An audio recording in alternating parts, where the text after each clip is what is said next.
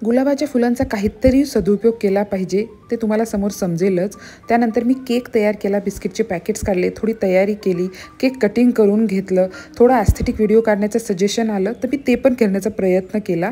Cup स्वच्छ धुवून घेतली आणि फ्रेंड्सला एक सरप्राईज टी पार्टीचं कार्ड पाठवलं। त्यानंतर 2 फ्रेंड्स आले आणि त्यांना मी गुलाबाचं फूल देऊन त्यांचं वेलकम केलं। त्यांना पण ॲक्च्युली ते सरप्राईज होतं आणि मला वाटलं असं केलं तर त्यांना छान आवडेल। नंतर 2 फ्रेंड्स आले, त्यांना पण मी गुलाबाचं फूल देऊन त्यांचं वेलकम केलं आणि बघा हवेशीर वातावरण होतं, खूप छान वाटलं। एकदम छान, मस्त, टेस्टी, सुपर। असं काही केकचे रिव्ह्यू होते।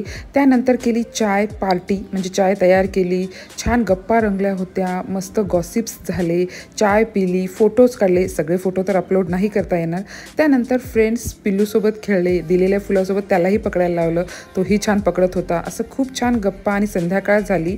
That's it for the mini vlog. Bye bye.